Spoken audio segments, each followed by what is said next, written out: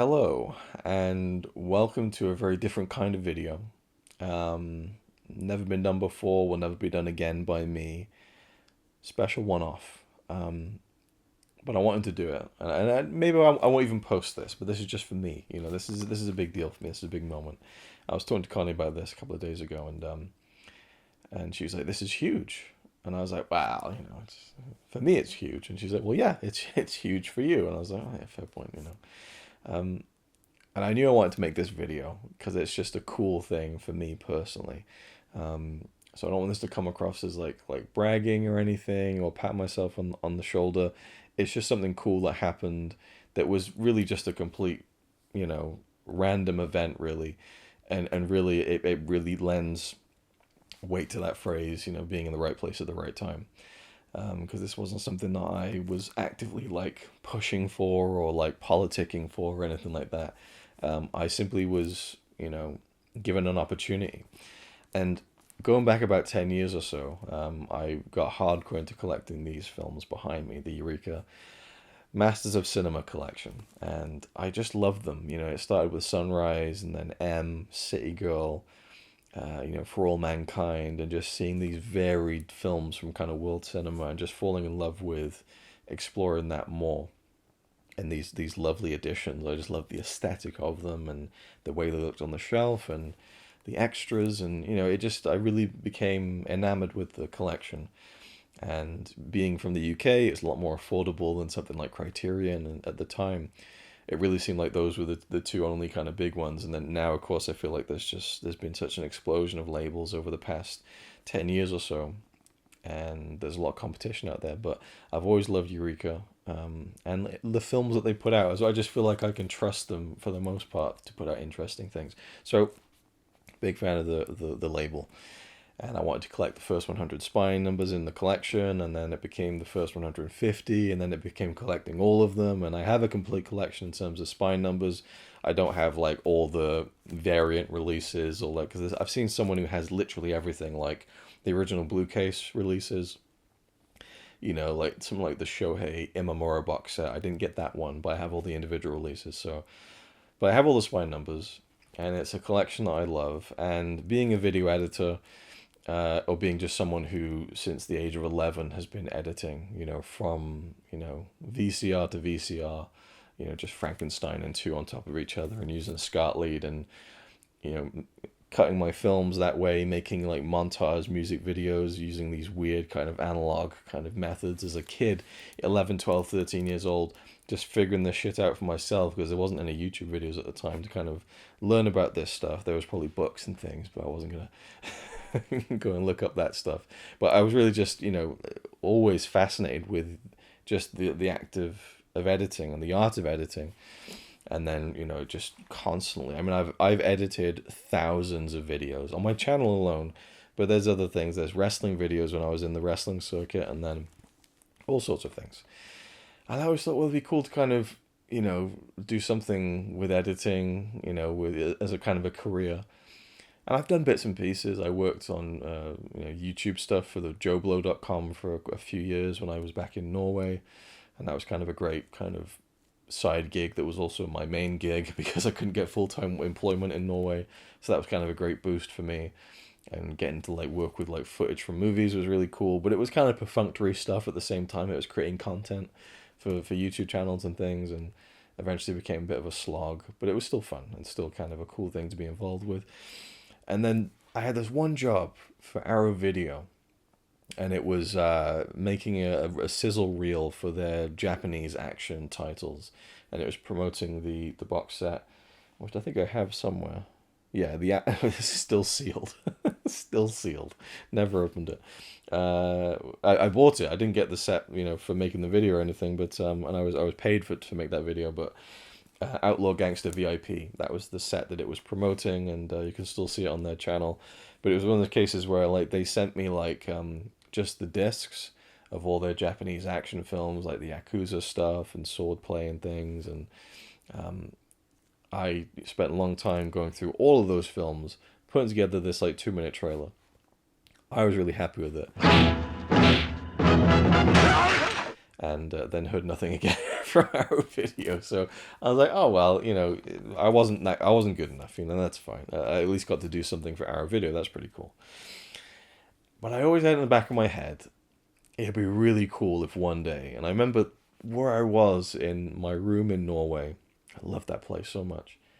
And I remember thinking, man, it'd be great if I could just edit something that went on a Masters of Cinema Blu-ray, like a trailer or something. Just one little thing, just one little kind of extra that, it wouldn't even be like my name on there, but just knowing that I'd contributed something to this collection that I love so much, that'd be really, like, fucking cool. And so I feel like this video is probably a bit uncouth to make, or it might be like not the done thing, because there's all sorts of people who work on Blu-ray releases, whether it's writing essays for booklets, whether it's advising on things, doing subtitles, all sorts of things. And it could be people who are, film academics, professors of film. It can be people who are in the industry of filmmaking, or it can just be like really knowledgeable fans who have kind of invaluable insight, or, can kind of help out with certain things. And I feel like most of them don't really kind of broadcast it or talk about it that much. But I'm going to go ahead and do it because and not do it again, moving forward. Just because this is the first time and it's really special to me. I got the chance to edit a video essay on a Masters of Cinema Blu-ray, and it just arrived in the post yesterday, and it is High Noon. I was getting a bit emotional now I'm talking about it. I don't know why. So this is a new 4K release. There was an original release, which I'm not going to grab because it's behind my chair. But this is a new 4K upgrade for the classic 1952 film, directed by Fred Zinnemann, which I'd never seen before working on the video essay for this. And I should say I edited it. I didn't write it or narrate it or have any kind of creative involvement in it. Although I suppose to some degree there is some creative wiggle room in terms of how you would put together the video essay. But yeah, I did something on this. And I don't know, I had that big time imposter syndrome. And I've had that a few times in my life. I remember I got this random gig to basically be the live reporter at Star Wars Celebration a couple of years ago in London. So I was basically on my phone texting kind of the editor-in-chief at joeblow.com, like all the stuff that was coming out from this panel. It was when they announced the Rey movie and the James Mangold movie, and there was all sorts of big kind of exclusive stuff happening. So I just got this gig to go and do it because I lived in the UK. And I remember going into this like fancy hotel down in the Docklands, and I go into the room where I'm supposed to go, and there's just this like Disney rep who's just like, "Oh, you with press?" And I'm like, "Yeah." And he gives me a little like tag and stuff, and then I went to go to the toilet in this hotel. And I just felt like such a fucking fraud. Like it was just like, what am I doing here?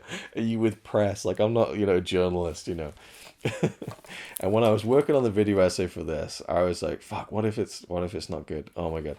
And it was a challenge to work with kind of more professional methods in terms of the delivery of the final file. I had to spend a fair bit of money upgrading my video editing software so I could kind of deliver the final piece in kind of a more professional format. I could go into all those details and stuff, but the essay on this is called Women of the West, a Feminist Approach to High Noon. New video essay by Western scholar J.E. Smith. I think that's how you pronounce her name. So I edited that, and I really enjoyed editing that, and it's really cool. So I thought, okay, I've done that. That was a cool experience, and it'll be really nice to see the Blu-ray and know that, just one of these things on the shelf, I've done something on that, and that was just really cool. And then they asked me to do another one, and that came in 2 days ago as well. And today's my birthday, and I've been holding off on opening these up, but yeah, I got them yesterday, the day before my birthday. And here is the other one, which is The Sons of Great Bear. So on this one, I edited the video essay, Homelands, by Lee Broughton. I don't know if that's how you pronounce his name. I loved working on this one because this was kind of, and both of them actually, because I'm not really a big Western fan, but this is like, classic Hollywood, like Grace Kelly, Gary Cooper. I loved this film, by the way. It was so good. This one, a German Western, a Red Western as they sometimes call them, I wasn't that intrigued by it. And watching it, I didn't even love the film so much, but I appreciated elements of it and the way that it dealt with the Native American culture, and now comes the weird thing of like, do I review these now? Is that a conflict of interest? I don't know, but I feel like I'm such a small infinitesimal part of this release, and this one, it's just editing a video essay. But at the same time, I feel like maybe there is a conflict of interest there in terms of reviewing these. But for some reason, I loved editing this one, and I loved going through the film and getting all these nice shots to use at the kind of appropriate moments and things. But two great experiences for me. And, you know, after that, I thought, man, you know, it would be really cool. Because, I mean, once you kind of achieve a dream, it's like, well, what's next, you know? And I thought, man, it would be awesome if I could do an editing job on an MOC Blu-ray for a silent film. And I've done that too. So that one is coming, Finis Terra is coming out, I think, in August. And I've done one for that too. Who knows what happens beyond that? You know, this is very much a as-is basis and everything. And as things move forward, I'm not going to make a video again talking about it or being like, hey, I did this, don't you know? But it was just like, to get these two in the post at the same time was just a really cool thing. And yeah, now that I'm making the video, a little bit emotional. And I was wondering, like, man, is my name in the booklet, I wonder? Which is just a stupid fucking silly thing, isn't it? But, you know, I don't know. There's just something about the idea of that, you know, having my name listed in the booklet that I found interesting. I'm gonna check it out. I've been waiting until I made the video to do this. All right, here we go. Cellophane is coming off. I love this artwork, by the way. People kind of were annoyed about this because it's not a new piece of artwork. I think it looks really cool. It was a European poster, I think. It's yeah, I love the yellow, which is really, really cool, especially when you look at the black case there. I don't know, just always it's the Kill Bill effect. I love yellow and black together. Oh, this is nice. So we have the black white artwork there on the inside, and yeah, let's open it up and take a look at the booklet. So we have the that kind of iconic shot of the tracks there. I believe I used this in the opening tag, like with that was exciting for me too, picking like what shot do I use with just the Eureka logo at the beginning. You know, these little things I get nerdy about. Let's take a look at the booklet and just have a little look-see. Got a shot there on the back, and let's check it. I don't know why I'm nervous about it, but let's go to the back. I am in the booklet. Very cool. So there you go. That to me was just a kind of a cool thing. Yeah, I'm happy with that. So I don't need to crack open the Sons of Great Bear one. I'll probably will just do it now, just for the shits and giggles, as they say. But yeah, this is just a special one for me, and you know, I hope there will be many more, and maybe this I don't know, maybe more can come of this. I don't know. We'll have to see. But I just wanted to just record this moment in time for me personally to look back on a happy memory, because this past like 8 months for me has not been a happy time at all in my life. All right, Sons of Great Bear. I love that piece of artwork. I don't know how I even found it, but the artist who did this, they have a website and they've got like this this run of work in progress images of this, which is really interesting to see the process of kind of outlining placement and stuff, and then the final piece. But yeah. Oh wow, this is cool. I love that poster. I've seen this poster because I was looking at it while making the video essay, but it's nice to see that on the case there. It's not the German poster. It's is it the Czech one? I think, I'm not sure. Yeah, I love that. I love even just the font treatment on that. Really nice. And yes, I'm in the booklet for this one too, which has a lot more special thanks. So there's a lot more people who are involved in this one, I suppose. But there you go. Just to prove it, my name there again. There, I think. So, yeah.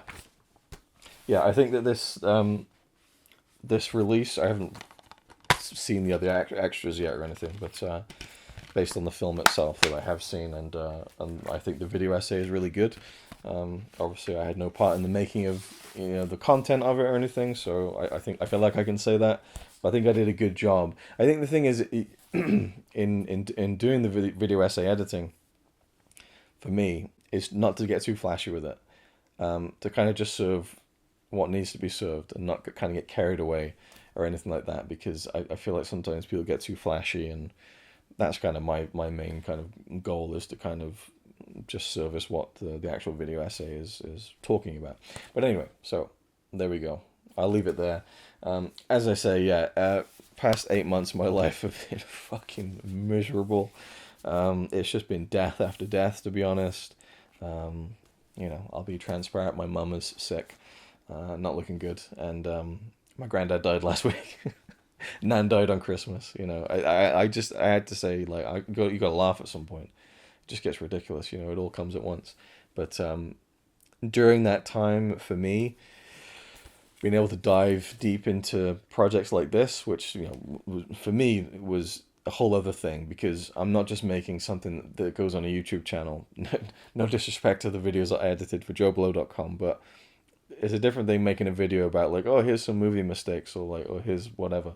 For me, when it's like I'm editing something that's going to go on a Blu-ray for a label that I love this much, I wanted to make sure I everything was as perfect as it could be, So it was intensive, to say the least. Probably the most intense editing jobs I've done, or editing that I've done in general, I think, because it just felt like the stakes were really high. But it was helpful to have that kind of intensive jobs during this time, I think. So I appreciated that. And then for me, the reward now is just the fact that I have them on disc, and it's just a nice thing that I've contributed a small, tiny thing to this label that I love so much. So I'll leave all the sentimental waffling now, and we'll move forward, and we'll see what happens with what I do in terms of reviewing some of these things, and being more impartial. Because obviously now I'm working with Eureka, so I do feel like there is more of a conflict of interest now, which I feel not uncomfortable about, but just a little like, I don't know, maybe, I don't know. It's tricky. It's tricky, but it's a good tricky thing to have in your life, I think. So, I just wanted to thank Craig, who brought me in on this one, give me a chance as well, and Jacob as well, to give me a chance to, show that I could do it. Because I was under the impression that it would kind of be like a, maybe not like a test video or something, but there would be some kind of prior kind of like, because I haven't done this before. I haven't edited a video essay before of this kind. So I feel like they really kind of gambled on me editing the first one for High Noon. And hopefully I feel like it kind of paid off, and it was decent and well done. So, but I really do appreciate being given the chance to kind of prove myself. And it's a cool thing. I'm very happy about it. And so and to film this on my birthday couldn't have been more perfect, getting this in the post yesterday. So that's been a nice kind of little treat today for me, is to make this video on my birthday. So that is it. Thank you for watching. Hope you enjoyed, and I'll see you next time.